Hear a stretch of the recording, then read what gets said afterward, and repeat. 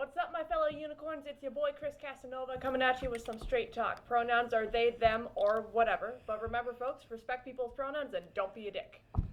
Really important. I'm your other co-host. I'm Jay Mack. My pronouns are he and him, and we're going to let our guests introduce themselves. Well, hello, everybody. Randy Boissonnault, Member of Parliament for Edmonton Centre and Special Advisor to the Prime Minister on LGBTQ issues, and my pronouns are he and him. Perfect.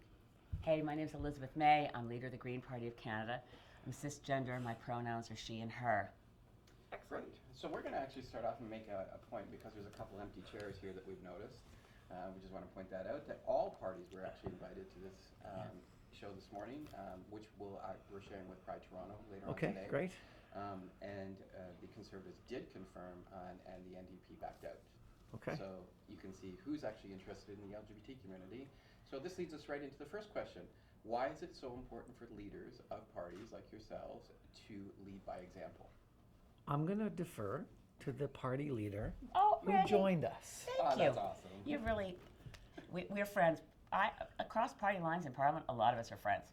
So I am the only party leader to accept your invitation, and I'm very disappointed. I'll just say quickly that Jagmeet Singh should be here, and the reason he gave you, as I understand it, was that because Mr. Scheer wasn't coming, he wouldn't. So I find this a scary precedent as we go into the 2019 election year, because I don't want to go through what we went through in 2015 again. But it's terribly important for my party. I'll say the Green Party of Canada is part of a global Greens movement. We all adhere to the same 6 core values. It's the only thing that unifies us. We don't have any superstructure or administration or legal financial commitments between Green Party of Ontario and Green Party of Canada, the Green Party of Sweden, and so on. We do have one of our core values is respect for diversity. We were the first party in Canada to have an openly gay leader. We were the first party in Canada to support equal marriage and changing our laws.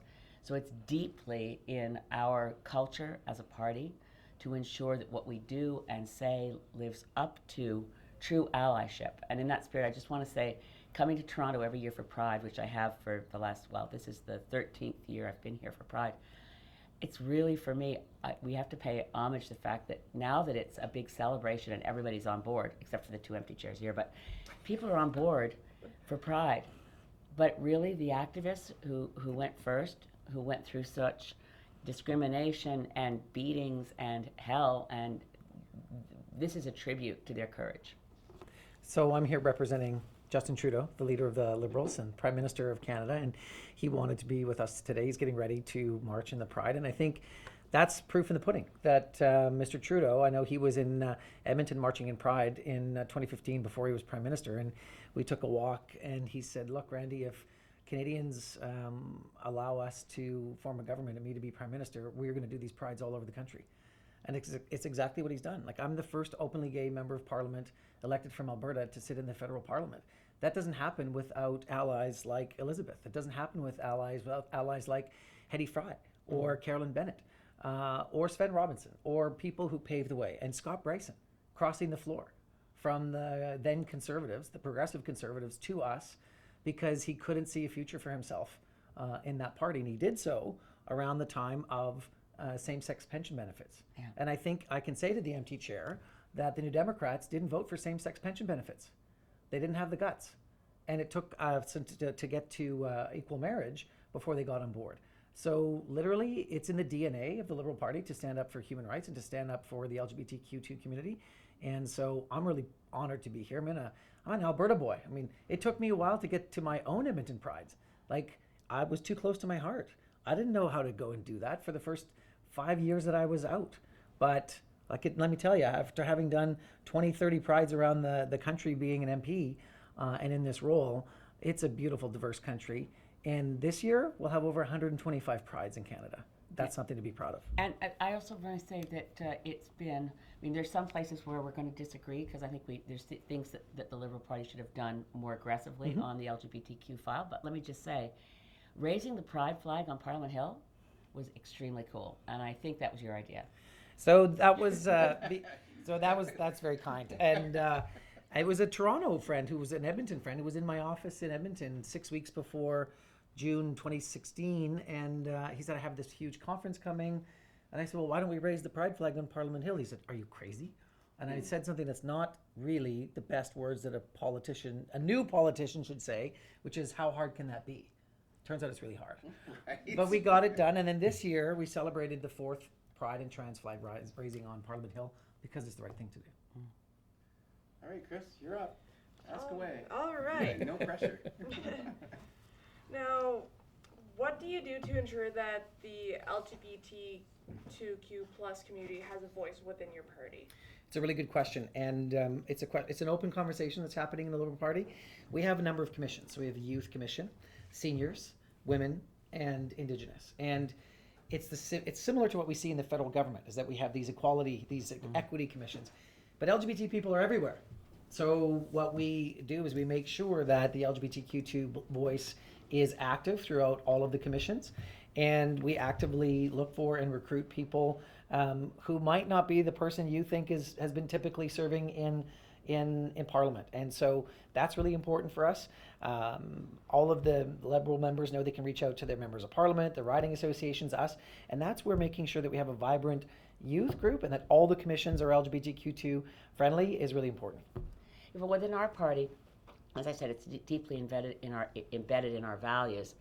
We also have a safe space policy within all aspects of the party. So whether it's volunteer membership or within staff, there's a policy to make sure that we are absolutely respecting everybody's rights. A lot of staff members, if you look at, get an email from staff in the Green Party, pronouns are included in your job title. So, someone's in communications and pronouns are they, them. We have a very diverse federal council that runs the party. As leader of the party, my actual job description is to be the chief spokesperson. The party is run by an elected council, and in that we also search for the diversity in the same way we search for diversity in our candidates. So we are very honored to have kind of a lot of buy-in and support within the Green movement and people stepping up from the Two-Spirit LGBTQ plus community to say, I want to play a role in the party. I want to make sure that all the aspects of how the party is functioning show that respect and those of us like me are cisgender and occupy a certain amount of space, right? We have to acknowledge that. But I'm really honored that the allyship that I'm trying to do gets recognized in the participation from so many LGBTQ community members in our elected governance and in our candidate base. Awesome. Yeah, no, that's great. So, as you know, the Canadian Blood Services actually has a ban on blood donation for men who have sex men. It used to be a year, it's actually down to 3 months. So based on scientific evidence, what would be your role in the Canada blood ban restructuring and looking at that moving forward? So let's go back to what we inherited as a government. So when we formed government in 2015, it had just we come. would ask the Conservatives that too. I know. Yeah. Well, look, they had 10 years, Right. and they had 10 years, and it was a lifetime ban. And just before they left, CBS, Canadian Blood Services, and HEMA Quebec applied to go to 5 years. That happened. So we inherited a 5-year ban.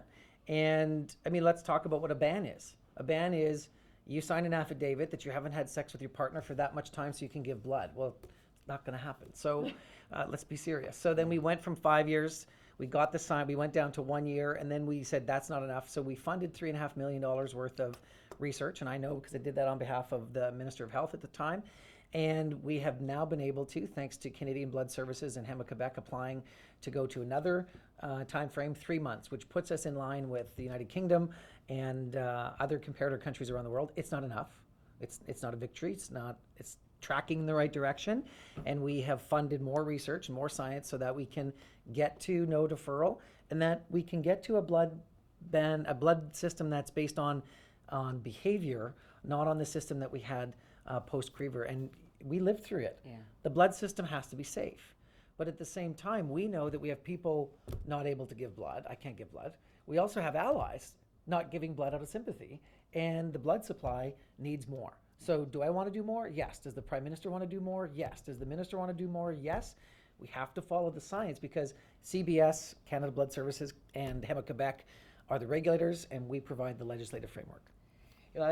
This is one of the issues where I do think the Liberals could have done more. They promised in the election platform that they were going to deal with this and get rid of the ban. No question it's tracking in the right direction, but we have to be based on science and not stigma. And if we're going to eliminate stigma, we start with the science and we push to the limit, which is why we would do more. And I'm sure that in the next Parliament we'll look at the science, and I'm hoping there'll be more Greens there. We can do it together, but we really can't be falling back on what's essentially a stigmatized assumption. Like Canadian Blood Services and HEMA Quebec, when we look at what happened that led to the Creever inquiry, is a heartbreaker for everybody concerned. But the blood supply needs more blood, needs more donors. So from every way you look at this, it doesn't make sense to maintain a ban. And our work on blood is not done yet. Right, but you specifically target a specific group of people. You're not doing it across the board. Right. So that's one of the problems that Yeah. everybody's facing. And for the gay community alone, you're targeting a specific group of people. And that's not saying that there's not straight people out there that do the exact same thing. Right. Well, and it's a system that was set up because of It was wide- a stigma around AIDS. it was a stigma around AIDS and HIV, and I'm going to say it because we just finished a study on this at the Justice Committee. The criminalization of HIV status now is still a problem. Yeah. And in the last administration, and I would tag the Conservatives if they were here, they started to encourage the provincial crowns to go hard and prosecute. Yes. I mean, it's one thing to be charged, but if you're charged for not disclosing HIV, and the Crown actually then prosecutes, then you're at risk of being actually convicted. And we've seen several hundred of those convictions take place because of the stigma around HIV/AIDS. And this is where we can work together to take the stigma out of HIV/AIDS. And that's why Jeanette Petitpas-Taylor, our Minister of Health, is the first Minister of Health in Canada, is the first country in the world to sign the U equals U declaration. Undetectable equals untransmissible, because we believe fundamentally that this is where we have to be. So, well, we'll just pop right into that question. Is it down here somewhere? I don't see. Oh, it is. Right, look at that. It is funny because that is actually one of the topics we wanted to talk Sure. about, because moving forward is going to be very important. And I do know there's a positivity campaign that actually just started with Yep. the Pride organizations. So Canada did sign on to the U equals U campaign after a lot of labor unions, activists were pushing this issue around U equals U. Bruce Richmond out of the U.S. from the Prevention Network also was there the day the minister signed that. So it's really important. So how do you move forward in a way that everybody gets access to testing and treatment so we can actually eradicate HIV in Canada? So I'll start. Okay. And take a look at our report. It's a report from that the NDP and Liberals are fully on side for. Well, It's we the asked Justice them, but Committee. they didn't show up yet. They didn't show up here. So but I can tell you that we have said, as recommendation 4 of the study from the Justice Committee, that testing needs to be accessible, needs to be free, rapid testing, home testing needs to be available. And this is where I'm excited about pharmacare, because the formulary should be covering PrEP for everybody. We should have the rapid testing for everybody. I mean, I can't get a rapid test in Alberta. I can go to Max Ottawa. I can go down the street here on Church Street and get a rapid test. Every Canadian should know their status, full stop. If we're ever going to get to 90, 90, 90, and then to 100, 100, 100, everybody needs to know their status, and the treatment needs to be there. We're only over 90 on one indicator. We have a lot more to go, a lot more work to do. Yeah, so that's exactly right. If we're going to get rid of it, to eradicate HIV, to make sure that Canadians have access to the right now, I mean, gosh, I've lived long, being the oldest person at the table, I think. At 65, lost friends in the early days of AIDS epidemic. And remember when friends who, praise the Lord, are still alive today, were diagnosed in the early 90s, and the HIV/AIDS cocktail became a thing. And then you start realizing it's not a death sentence. Then you realize, okay, we've got to eradicate HIV/AIDS. We've got to eradicate the stigma, and we've got to make sure that the disease itself is eradicated. And there are still places in Canada, as we know, Randy's mentioned, where you don't have access to the advanced testing. You don't have, the stigma is really significant. To really deal with this, and there's been such leadership from the LGBTQ community, but where it's on the rise is not necessarily within pockets that we recognize. It's no longer the downtown urban situation. It's in pockets, largely rural, remote. We've got to get in there. We've got to make sure that there's adequate funding, that right across the country is part of the formulary. I'm completely on board with universal pharmacare. That's another one of the strong parts of the Green Party's commitment to Canadians that we had in our platform in the last election. Now that I'm really pleased that the Liberals asked Dr. Hoskins to do the report, but I think it can be done faster than by 2027. But when we're looking at this, we can bring down the prices substantially for what people are paying for their medication, and expand the access to the testing, and in that whole process, back to the stigma, back to the notion of criminalization, ensure that Canadians know that HIV/AIDS is not not a death sentence. There's no stigma. It's like if you've got cancer, no, you're not stigmatized. Same thing. It's a disease. You get over the idea that people should be in any way discriminated against based on what kind of health status you have, right? So getting full and better funding, making sure that Canadians are aware that we actually have the opportunity to eradicate HIV/AIDS in Canada. And then I think we also have to bear in mind our global obligations. And this includes to gay rights. I mean, you look at situation for queer youth around the world. What kind of situation are you in if you're an LGBTQ community member in many countries around the world? You don't have rights. So in the same way that we want to make sure that rights, human rights, are acknowledged everywhere, and we do what we can as allies, as Canadians around the world, we should be doing more to make sure that access to information, to drugs, and ending the stigma, so that we can eradicate HIV/AIDS in Canada and globally. So it's really important for people to understand what the use campaign. So undetectable equals untransmittable. Yeah. So it's a person on medication, it suppresses the virus slowly to a controllable level that they cannot pass on the virus to their partners. So I want to make sure that, because the stigma around HIV is brutal even within the LGBT community. Yeah. So we want to make sure that people are aware that that's actually what we're talking about. Well, and that's why the criminalization of HIV status is really a problem, because It's the only disease that gets yeah, criminalized. and I mean, there's been a couple of cases where hepatitis people have been convicted, but the disproportionate charging and prosecuting and conviction for people with HIV non-disclosure is egregious. Marginalized community. Yeah. Well, this is the intersectionality I wanted to talk about, right? We're talking about Indigenous communities. We're talking about racialized communities. We're talking about the communities that, and I liked it the first time I saw how Max Ottawa talks about it. It's not MSM, men who have sex with men. It's guys who are into guys. Well, you don't have to be identifying as a gay man to want to have sex with another man. You just don't tell your female partner about it later. That's right. And then that's where the infections can then start to spread into the community. And I think it's important for the community to understand, for Canadians to know, that because of this criminal justice system, it's in the way of the public health system right now. And so we got 86% of Canadians who know their status. And 81% of those 86% have access to treatment. But here's the good number. 91% of that number have a suppressed viral load. So the more people we can get treatment, the more people know their status, the healthier the country will be. Yeah, but undetectable equals untransmissible. It is a big step It is. to have Jeanette Petitpop-Taylor sign on, but it's still the law that you have a legal obligation to disclose. So you have a lot more public education that's needed here. A lot of public education, because a lot of people, if you say you to you, they're not going to know what you're talking about. We agree violently. We'd ask everybody else, but we can't. Oh, where are they? Oh. Turning to Andrew Scheer. Right. We're going to take a quick break with Straight Talk, and we'll be right back with you. Excellent. And we're back. Welcome back to the LGBTQ plus debate hosted by Straight Talk for Pride Toronto. As always, your host, Chris Casanova, and my co-host, J-Mac. And we're going to get right back into it. Okay. So, Must be heating up because you took your jacket off. It's like we're getting down to business. on the topic of healthcare, and this is a little bit personal for me because I identify as a member of the transgender community. What is your plan to support the trans community with their access to mental health and health services going forward, and also making sure that it's accessible all across Canada? So let's go back to legislation that we passed early in the mandate, C-16, protecting trans and non-binary Canadians in the criminal code and also in the Canadian human rights legislation, because you need to be able to access the services, you need to be able to access when you need to access them, and be able to lodge an official complaint if somebody tells you that they don't want to serve you or you can't.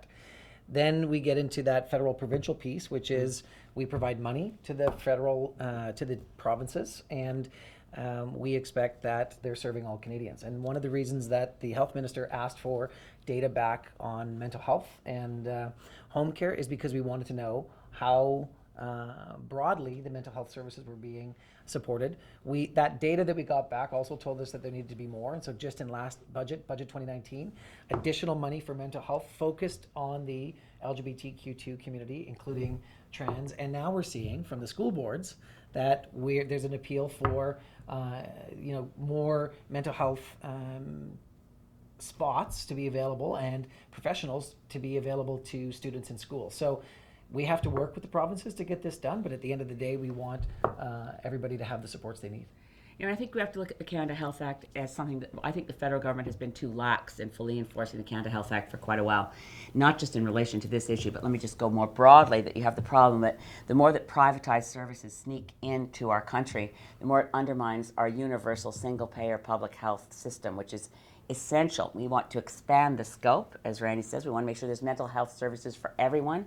It's clear the trans community is being let down. There is not enough support. There's not enough certainly when you start getting into provinces like what Doug Ford is doing in this province right now, I think you can use the fact that the federal government has an absolute legal obligation under the Canada Health Act to make sure that services are provided that are across the country equally accessible based on the needs of Canadians, not on somebody's prejudices or ignorance. So using the Canada Health Act to expand what's available for mental health supports, to help to more what's available for health care for trans community, in our schools, to make sure that there isn't that prejudice. I'm so proud of my colleagues in the BC Green Party.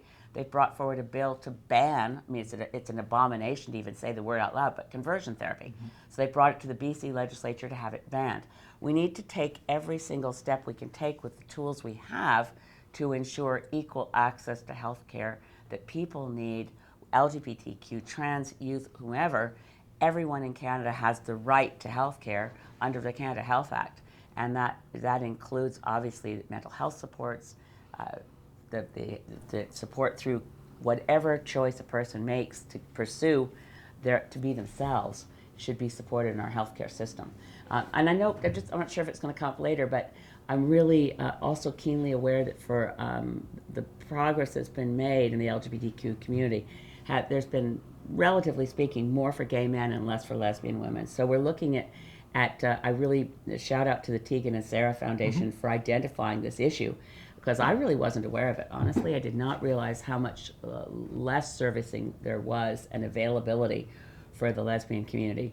So again, in looking at that globally, what can we do to help homeless, lesbian, or LGBTQ youth in a place like Haiti, where I know there's been global efforts to provide some shelter. So we have to really think about the full spectrum of what we do as allies, what you do in the LGBTQ community.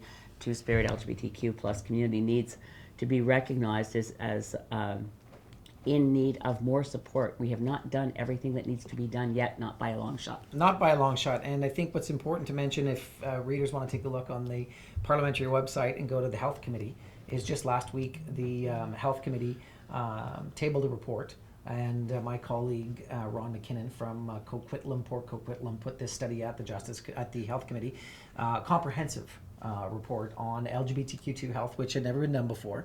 And look, if you take the LGBTQ community as a whole, our health indicators are only slightly ahead of where Indigenous peoples are, and we need everybody's health indicators to come up, because then the whole country will be healthier. So whether you're trans, whether you're a queer person of color, whether you're two-spirit, gay, queer, bisexual, gay, whatever, then you need to know that somebody who's going to treat you isn't going to be making a joke about you coming for treatment and assume what your sexual orientation is, or tell you that your gender expression doesn't belong in their medical clinic. That's not acceptable. Well, when you're raising intersectionality, just also want to really underscore how important it was that the Missing and Murdered Indigenous Women's Inquiry focused specifically on the community of trans, LGBTQ, two-spirit, and how particularly vulnerable they've been to the structural violence that was embedded in that report's findings. So your question,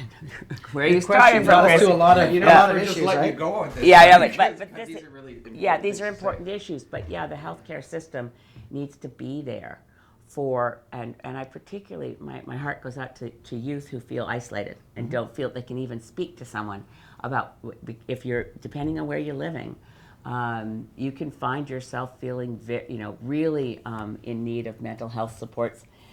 Nothing's more important than averting a suicide. And it kills me to think that there'll be kids out there who are trans, who are two-spirit, who don't know where to go, who don't know how to be able to access the supports that they need. And we have to be a society where people are, where there's not a single person who's unable to access the supports that they need. And why is that? Because the organizations, the community organizations, don't have any money. They don't have any funding. And if you go back 50, 60, 70 years, the beginning of the women's movement, and government stepped in and created funding envelopes and offices. It's like the Francophonie outside of Quebec that has been sustained. I mean, I'm a member of the Francophone Alberta community. And so we got in this budget $20 million over 2 years that will actually flow to community-based organizations for the first time in Canadian history. So a trans health group will be able to apply to the federal government to say, how do we build capacity to go advocate for our people more? That's never happened before. And to your point, Elizabeth, about what do we do internationally? We chipped some money loose from the Feminist International Assistance Policy, and we've now got $30 million over 5 years, and then $10 million a year ongoing, so that Canadian CSOs, civil society organizations, can actually partner with groups around the world to advance the rights of LGBTI people around the world. It's an interesting point that you're actually raising, because now you're actually talking about, I know the general public doesn't understand that we are a rich enough country to be able to do We can do both. Well, we can do everything. But I will say right now, Ren, that this is a place where I've been really disappointed in your government, is that it was under Lester B. Pearson. He was not prime minister when the target was taken, but the Making Poverty History Globally, the target is that we should spend 0.7% of our GDP on our overseas development assistance. And it actually, in the first few years under Trudeau, it fell slightly. It went down to 0.24. And now it's I think coming we're now up again. to 0.26. But listen, it's nowhere. Our donor partners in Europe went above 0.7. Some have hit 1%. It's an right now, we don't even have a commitment from your government that we're going to go to 0.7% of our GDP for overseas development assistance. Targets matter. And in overseas assistance, and I applaud the fact that we shipped some off to LGBTQ issues around the world, but the overall pot is way too small. And I'd love to see it in your platform for the 2019. Good idea. To see a commitment. No pressure. We're in the middle of an election now, aren't we? To make poverty history. We've got to make poverty history All right. in Which Canada and globally. Which actually takes us right into the next question, because this is one of the biggest things in Canada, and medicine actually set the example here.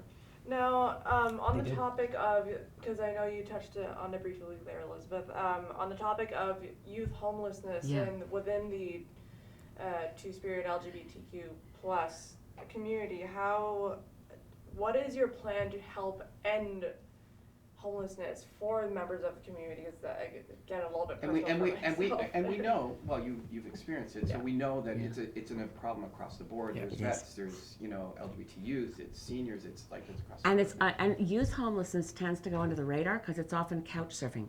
It doesn't quite get picked up in the same way. And so, well, the first thing is the Green Party of Canada is fully committed to guaranteed livable income, so no Canadian is poor. That's how we make poverty history within Canada. Then we also we need a big push for, and credit where credit's due. There's been much more engagement by the federal government in having a housing strategy, in putting more money into ensuring we're building social housing. But we need to really expand the rental housing market. We need to build more social housing. The housing first principle works. And if you've got people with mental health issues or addiction issues, get a roof over your head. You say, this is your apartment, you live here. Well, Then it services becomes flow. self-esteem for somebody. Exactly. And it changes a life. So we need to have, and we'll have, our platform will be coming up in due course before the election. I'll be reading it carefully. Look, It'll take you forever. It's really long. is it I'm this trying to thick, figure out this how to make it short. I can't make it shorter. No. Good. Well, you have to get the good ideas. And out there. homelessness and poverty. And of course, within that, specific supports are needed for the LGBTQ plus community. And I'm concerned, I'll mention one other, we're talking about youth. We should also talk about seniors. We have to talk about both. We have Yep. special needs for seniors who are entering seniors' home and housing that has been conventionally organized around, well, not around recognizing that the LGBTQ community has special needs, particularly in your later years. You want to be with your partner. You don't want to be told that this isn't a housing facility that understands that you've been married for 50 years. We're putting you in different places. Come on. So There should be no recloseting happening in Canada ever. Yeah. And that's what's happening with the seniors community. And I can say that in Edmonton, Strathcona, it was the United Church that came forward and created a whole new space called Ashburn Place. Mm-hmm. They interviewed all the staff, they interviewed all the residents, and it's now completely LGBTQ friendly. We were there to open it. But in terms of youth, like, we got to talk about, and I think we would agree violently again that housing has to be, it is a human right, Right. and it has to be enshrined as a right. And look, the federal government's pulled back from housing in the 80s and 90s, and we now have a massive homelessness problem around the country. And I can tell you, in my city of Edmonton, tonight, 70% of the youth who go to the YESS shelter identify as LGBTQ2. Yeah. And there are too many kids that are sleeping rough tonight. They're couch surfing, Yeah. they're sleeping in the river valley, they're trading sex for shelter, even though that's not necessarily what they call it, but that's essentially what it boils down to. And it's not fine for younger than 18-year-old kids to be in this scenario. Why do we have so many straight parents kicking their kids out when they come out of the closet? Well, it's not only children under 18, youth is, I believe, up to age 29. Well, it's up to age 29. Here's my point is that, when you're living rough and if you get into some trouble with the law, before you're 18, there are mitigating circumstances, or you can go to, juvie and then you still have a clean record after 18. But if you're 18 to 25, living rough, and you're trying to do something just to survive, I can tell you we're way overrepresented in the criminal justice system and trafficked as well. Yeah. I was just say underrepresented in our criminal justice system are people who commit corporate crimes. Just going to say, we always talk about who's overrepresented in our criminal justice system. Indigenous women, overrepresented in criminal justice system.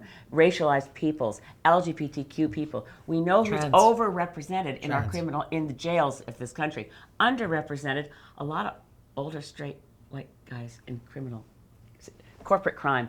Sorry. Gay white guy here. I know. We showed a couple of pictures. There's some people that hang out with a lot of really old guys.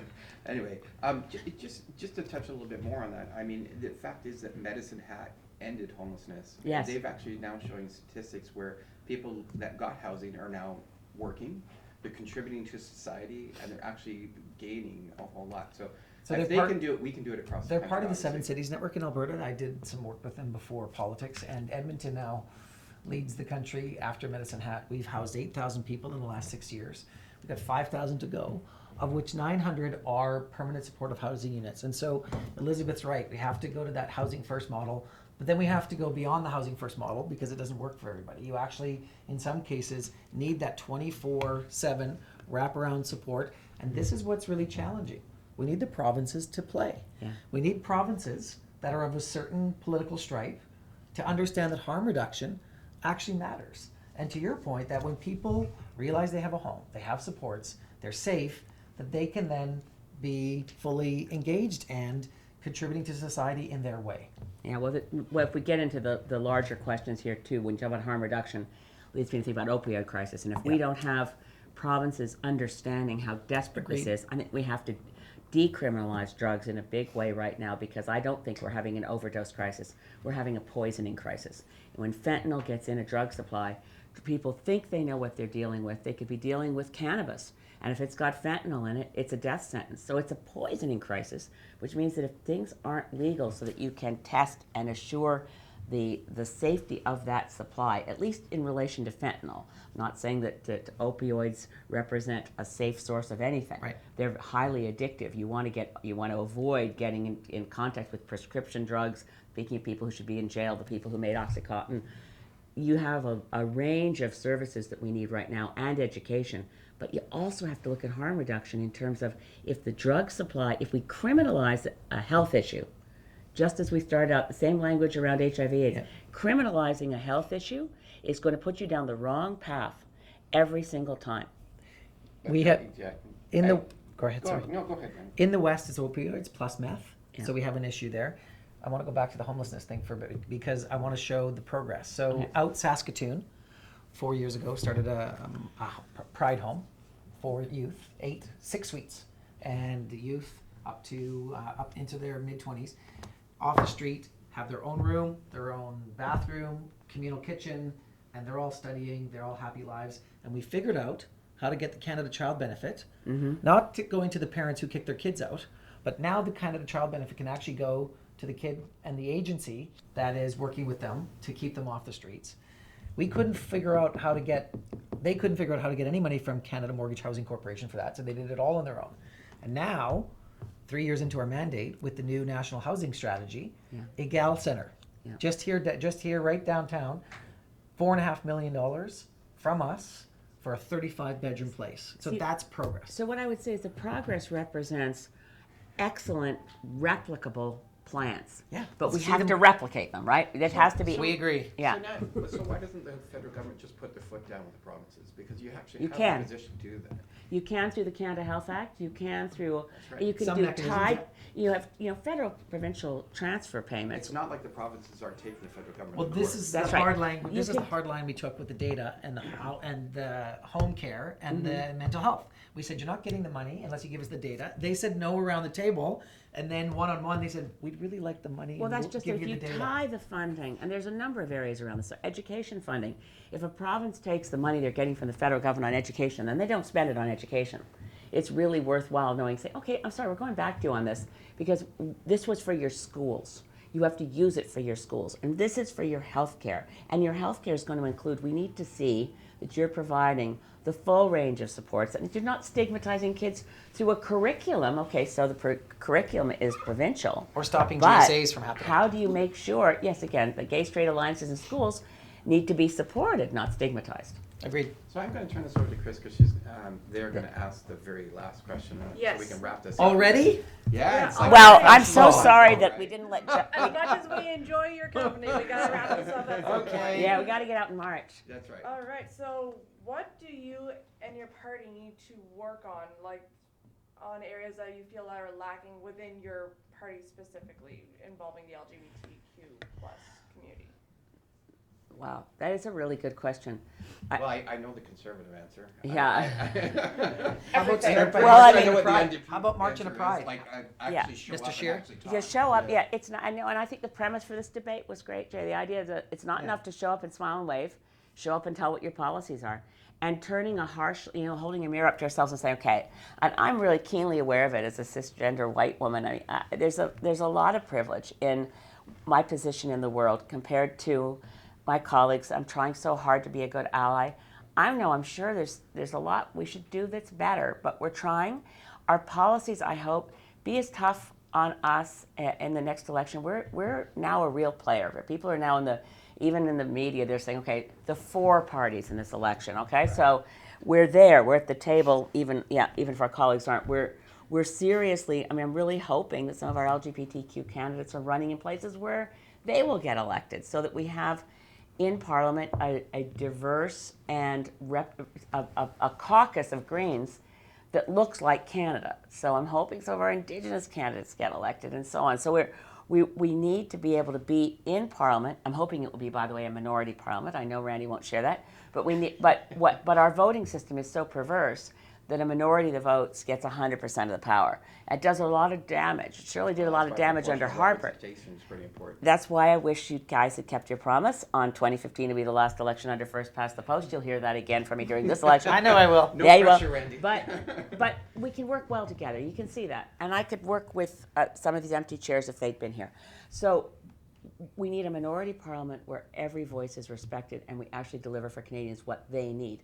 So back to what I was going to say in answer to your excellent question. Look at our platform and tell us where it falls short. If we don't have the very best platform for speaking to the needs and the aspirations of the 2S LGBTQ plus community, let us know, because that's our goal. For us, it's pretty simple. I mean, if you take a look at us, take a look at our parliament. 338 parliamentarians. How many of us are openly out? There's 3 Liberals, myself, Rob Oliphant, Minister O'Regan. There's Randall Garrison, Sherry Benson. 5 out of 338. Maybe 1 senator that identifies. Go to the UK Parliament. Out of 650 some parliamentarians, over 45 openly gay members of the House of Commons, Maybe they're and all on several dozen in the House of Lords. So as a Liberal Party, we're actively encouraging more LGBTQ2 people to step up. But you have to know that if you're going to get into this world, that you're going to be safe, that people are going to have your back, that there are systems to support you. It's not a nice space. It's the not- House of it's- Commons is right now not a nice space. No, politics is not a nice No, space, but it's- we do it because it's the right thing to do. And let me, I'm going to, and you know this, we're going to work hard to earn the confidence of Canadians to come back and do this. And you and I have crossed swords gently at committees, and And I just think the Parliament is the expression of Canada at any given time. Yeah. And that we need to go out this summer and really say, this is what we want to do. And to that spirit of collaboration, Yeah. on Friday, we just launched the Global Equality Caucus in New York yesterday. It's Friday, the end of June. And we're encouraging LGBT parliamentarians and our allies to come together to end discrimination, end violence, get HIV to be, gone as a disease. And so I would like to formally invite you to the Global Equality Caucus. And I would like to formally accept. Done. And You saw it here. and I'm also the global. Randy and I were talking about this earlier, so you can see that I'm not surprised being invited. But the thing about it is, I'm also the co-chair of something called the Global Greens Parliamentarians Association. There's 400 elected Greens at the national level around the world. So I'll take this Wonderful. newly created Global Equality Caucus and take it forward to my colleagues, who are like my friend Isabella Lövin, who's the co-leader of the Swedish Greens, is also Deputy Prime Minister of Sweden. And my friend Absolutely. James Shaw from the New Zealand Greens is the Minister for Climate for New Zealand. So around the world, I love that network that we've got. And this is something that matters to Greens around the world because, as I said, it's one of our core values. Well, it matters to us, and I think Elizabeth raised a point that I wanted to be emphatic about. We're going to end conversion therapy in this country together. And we It's just so issued a gross. letter. Yeah. Minister of Justice, Minister of Health, yesterday released a letter saying that we are going to look at every possible way to criminalize all these activities. So we want to hear from people. If you want to see this odious practice end like we do, then reach out and let us know. Yeah. So on that note, I'm sure that invitation would have gone all the way across the table. But Yeah, I just, I'm going to say, I know that and Randy mentioned our colleagues in Parliament who are out, and I know that the NDP members who have really worked hard on this issue for years, please contact your leader and say, don't do this again. When we're having a debate, please show up. yeah, because like we keep saying, you can't smile and wave at the community but not engage with the community in a conversation. And that's why we were doing this. Well, I really appreciate it. I really appreciate the opportunity. So thank you for all Yeah. the good work. So a big thank you to both you, Randy and Elizabeth. We're really glad that you came out. And Straight Talk's an awesome show. It is. This is, by the way, this is the gesture from, in my community, we always, acknowledging territory, this is the Boissonnault people's Haishka Siam. So I raise my hands to you, which is a sign of honor. I tend to do it now instinctively, and it's recognized what it is when you're home. But I don't know if in Toronto holding my hands up to you like this seems like it's kind of a strain. It's not so defensive. This is my honor. Haishka Siam. All honor to you. Hi. All the best. So thank you for joining us. We'll be back shortly with some more episodes. Make sure you follow us on Facebook. Make sure you share us, and make sure you show your support with Pride Toronto and Straight Talk. Straight Talk signing out.